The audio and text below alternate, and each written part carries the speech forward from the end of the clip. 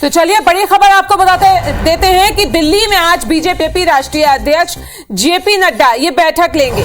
BJP के राष्ट्रीय पदाधिकारी इस बैठक में शामिल होंगे। आपको ये भी बता दें कि बैठक में संगठन महामंत्री भी शामिल होने जा रहे हैं। पीएम मोदी भी बैठक को संबोधित करेंगे।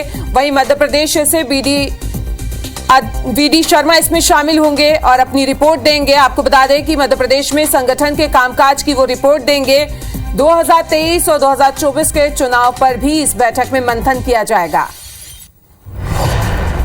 तो आपको बता दें कि दिल्ली में आज बीजेपी की बड़ी बैठक होने जा रही है। कई मुद्दों पे यहां पे चर्चा की जाएगी। बीजेपी के राष्ट्रीय अध्यक्ष जेपी नड्डा भी इस बैठक में शामिल होंगे और बैठक लेंगे। वहीं मध्य प्रदेश से बीजेपी के अध्यक्ष वीडी शर्मा अपनी रिपोर्ट पेश करेंगे। एमपी में संगठन के कामकाज की वो रिपोर्ट देंगे।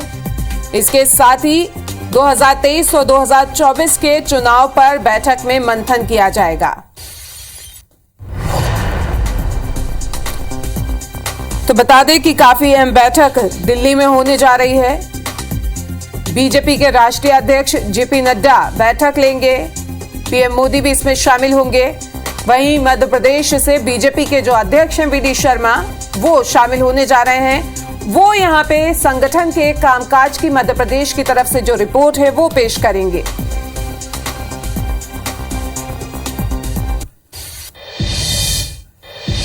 और ज्यादा जानकारी के लिए हमारे संवाददाता विवेक हमारे साथ जुड़ रहे हैं, उनका रुख कर लेते हैं। विवेक, काफी अहम बैठक होने जा रही है, यहां पे मंथन भी किया जाएगा आगामी चुनाव को लेकर।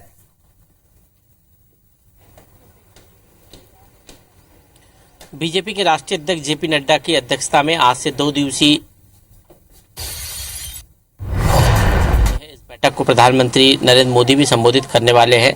इस बैठक में मध्य प्रदेश बीजेपी के प्रदेश अध्यक्ष वीडी शर्मा और हितानंद शर्मा जो बीजेपी के संगठन महामंत्री है, दोनों इस बैठक में शामिल होने के लिए दिल्ली पहुंच चुके हैं और इस बैठक में मध्य प्रदेश संगठन के कामकाज का लेखा जोखा वो प्रस्तुत करेंगे। पिछले 3 महीने में मध्य प्रदेश संगठन ने क्या कार्य किए हैं और जो केंद्र की तरफ से जो निर्देश दिए गए थे उन निर्देशों पर मध्य प्रदेश का संगठन कितना खरा उतरा है, इन तमाम विषय पर वीडी शर्मा अपना ब्यौरा प्रस्तुत करेंगे। इसके साथ ही आगामी विधानसभा चुनाव जो मध्य प्रदेश सहित 5 राज्यों में विधानसभा चुनाव 2023 में होने हैं, इसके एजेंडे पर आज की बैठक में चर्चा की जाएगी और मध्य प्रदेश के चुनाव के साथ साथ 2024 में जो केंद्र के चुनाव होने हैं इस मुद्दे पर भी बैठक में चर्चा होगी। क्या रणनीति होगी आगे की, किस तरह जो है जनता तक पहुंचना है, केंद्र और राज्य सरकार की योजनाओं को जनता तक पहुंचाना है, इस विषय पर चर्चा होगी। साथ ही एक बड़ी उपलब्धि देश में है कि प्रधानमंत्री नरेंद्र मोदी के नेतृत्व में G20 समूह की बैठकें भारत में होने वाली G20 समूह की अध्यक्षता भारत करने वाला है।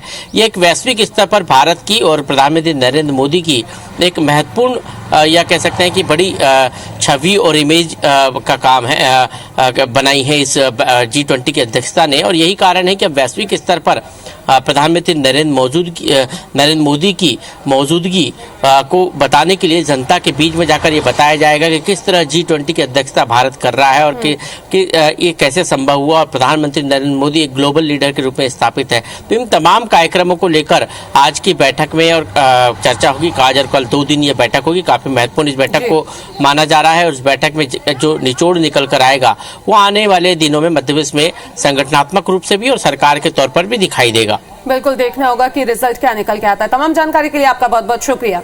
कि मध्य प्रदेश में राहुल गांधी की भारत जोड़ो यात्रा को लोगों का बहुत प्यार मिला और इसके लिए मध्य प्रदेश के पूर्व मुख्यमंत्री कमलनाथ ने लोगों का आभार भी जताया और कहा कि लोगों से मिले अपार स्नेह से राहुल गांधी अभिभूत हुए हैं। राहुल गांधी की यात्रा को लेकर उनसे बातचीत की हमारे संवाददाता वत्सल श्रीवास्तव ने।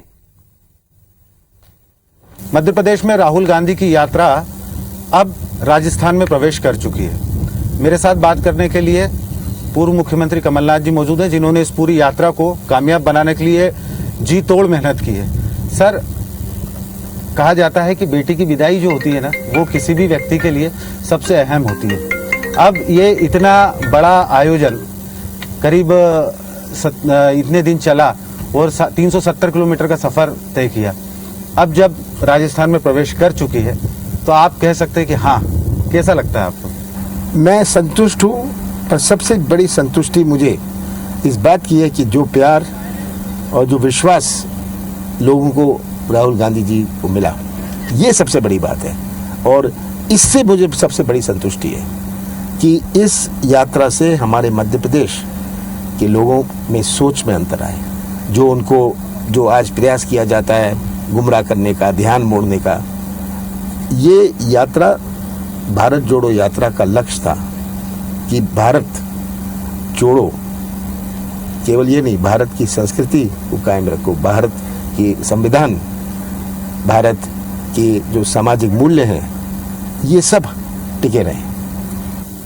सर देखिए, काफ़ी लंबा शेड्यूल रहा, काफ़ी व्यस्त रहा, थकान जाहिर तौर पे हुई होगी, इसलिए मैं आपका ज़्यादा समय नहीं लूँगा। आखिरी सवाल मेरा ये है कि क्या जो टारगेट सेट किए गए थे इस यात्रा के, वो अचीव कितने हुए? यानी मैं सोचता हूँ लगभग पूरे हुए।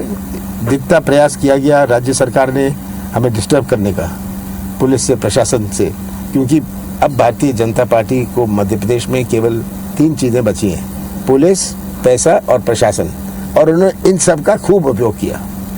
तो ये थे कमलनाथ जी, जिन्होंने बताया कि अब यात्रा पूरी तरीके से राजस्थान में प्रवेश कर चुकी है और वो पूरी तरीके से इस यात्रा से संतुष्ट है। तो खबर जबलपुर से आपको बता दें, जहां आम आदमी पार्टी की आज बैठक होने जा रही है। आगामी कार्यक्रम और रणनीति पर इस बैठक में चर्चा की जाएगी। पार्टी के जिला कार्यालय में यह बैठक आयोजित होगी। तो जबलपुर से इस वक्त की बड़ी खबर, जहां आम आदमी पार्टी आज बैठक करने जा रही है। आगामी कार्यक्रम को लेकर यहां पे रणनीति बनेगी। पार्टी के जिला कार्यालय में ही इस बैठक का आयोजन किया जाएगा। जबलपुर में नर्मदा नदी के किनारे बनने वाला नर्मदा कॉरिडोर अब तक नहीं बन सका है। दरअसल नर्मदा के किनारे स्मार्ट सिटी नर्मदा पाथवे बनाने वाली थी। 2017-18 में इसे बनकर तैयार हो जाना था, लेकिन 2017-18 में इसे कंप्लीट करने के बजाय पहले इसका नाम नर्मदा पाथवे से नर्मदा कॉरिडोर किया गया। फिर इसके निर्माण का जिम्मा स्मार्ट सिटी ने जेडीए को दे दिया। इस पर करीब 260 करोड़ रुपए का प्रावधान है, लेकिन जेडीए नर्मदा कॉरिडोर बनाने से कोई दिलचस्पी नहीं दिखा रहा है, जिससे ये प्रोजेक्ट अब तक अटका हुआ है। बता दें कि नर्मदा कॉरिडोर निर्माण की घोषणा के समय नेताओं ने खूब वाहवाही भी बटोरी, लेकिन अब इसे बनाने को लेकर कोई संजीदगी नहीं दिखा रहा है। 8.5 किलोमीटर लंबा कॉरिडोर बनता है तो नर्मदा किनारे की सुंदरता के साथ व्यवसाय बढ़ेगा, जिससे सैकड़ों लोगों को रोजगार भी मिलेगा।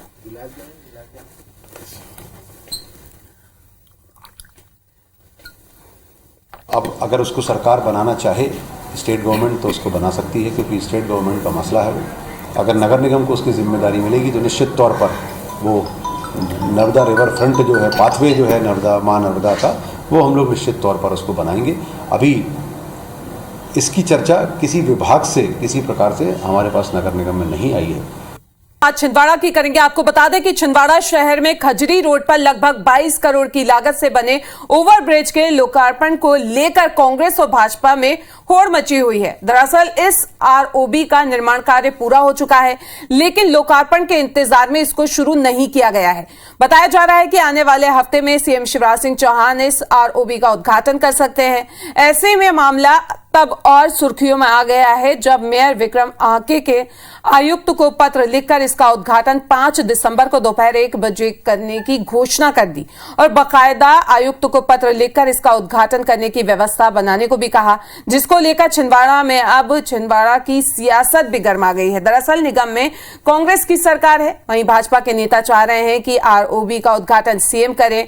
ऐसे में हर कोई श्रेय लेने के लिए इस आरओबी के उद्घाटन को लेकर तैयारियां कर रहा है। ये आप देख रहे हैं, पिछले 4 साल से माननीय कमलनाथ जी ने इसे सैंक्शन करवाया था और इसके लिए प्रयासरत थे। एक मॉडल छिंदवाड़ा में ये भी एक स्वरूप था। तो विगत दिनों आम जनता की तकलीफ़ों को देखते हुए हमारे महापौर जी ने, परिषद ने निर्णय लिया कि हम इसका शुभारंभ कर देते हैं। जो ब्रिज निर्मित हुआ है, ये केंद्र सरकार का पैसा और प्रदेश सरकार के पैसों से बन रहा है और इसमें अभी काम बाकी है। आज अधिकारियों के भी हमने स्टेटमेंट पढ़े कि उसमें भी काम बाकी है, लेकिन जल्दबाजी में आकर के महापौर के द्वारा विज्ञप्ति जारी करी गई। यह कांग्रेस की ओछी राजनीति है, क्योंकि 9 तारीख को माननीय मुख्यमंत्री जी का दौरा प्रस्तावित है और उसमें इस ब्रिज का लोकार्पण भी प्रस्तावित है। कल रविवार को मध्य प्रदेश के मुख्यमंत्री शिवराज सिंह चौहान ने पूरा समय अपने परिवार को दिया। सीएम शिवराज सिंह परिवार के साथ दृश्यम 2 मूवी देखने पहुंचे। साथ में उनकी पत्नी साधना सिंह भी रहीं। मूवी देखकर लौटते समय मुस्कुराते हुए बच्चों से भी वो मिले। मूवी देखने के बाद वे एमपी नगर स्थित एक रेस्टोरेंट में डिनर करने भी पहुंचे। सीएम शिवराज सिंह चौहान आज अपने परिवार के साथ में दृश्यम मूवी देखने के लिए पहुंचे थे। हम तस्वीरें आपको लगातार दिखा रहे हैं कि सीएम शिवराज सिंह चौहान देखिए मूवी देखने के लिए पहुंचे थे। बात करने का प्रयास भी करते हैं सीएम साहब कि मूवी देखने के लिए पहुंचे थे आप यहाँ पर जो है कैसा मूवी देखकर कैसा रहा अनुभव, कैसे बात करेंगे ये सीएम शिवराज सिंह चौहान मूवी देखने के लिए पहुंचे थे। कल भी जो है सीएम शिवराज सिंह चौहान की औचक निरीक्षण रहा था जिसमें कई जो वो रहे थे मौजूद उन पर कार्रवाई की गई थी। सीएम शिवराज सिंह चौहान जी देखिए तस्वीरें आपको लगातार दिखा रहे हैं। सपत्नी के साथ जो मूवी देखने के लिए पहुंचे थे यहाँ पर आसम हॉल के पास से और मूवी देखकर यहाँ से रवाना हुए हैं। कैमरामैन विनीत श्रीवास के साथ सत्येंद्र सिंह भदौरिया, IBC 24 भोपाल।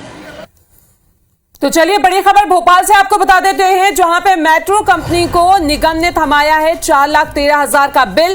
पानी की पाइपलाइन फूटने के चलते ये बिल थमाया गया है। पिछले महीने सुभाष नगर के पास पाइपलाइन फूटी थी नर्मदा की। पहले भी मेट्रो से 3,90,000 रुपए वसूल चुका है निगम। तो इस वक्त ये बड़ी खबर भोपाल से, जहां एक बार फिर से मेट्रो कंपनी को निगम ने बिल थमाया है। 4,13,000 का ये बिल है। आपको बता दें कि पानी की पाइपलाइन फूटने के चलते निगम ने थमाया है ये बिल। पिछले महीने सुभाष नगर के पास नर्मदा पाइपलाइन फूट गई थी और इससे पहले भी मेट्रो से 3,90,000 रुपए वसूल कर चुका है निगम।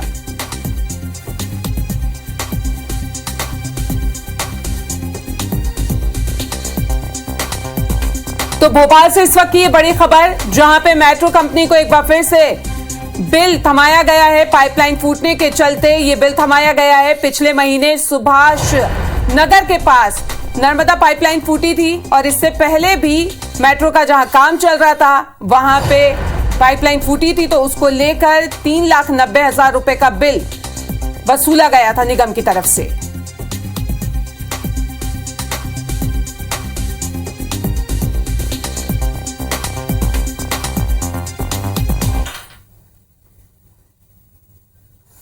और इस बुलेटिन में अभी के लिए फिलहाल इतना ही। आगे देखिए सितारे हमारे।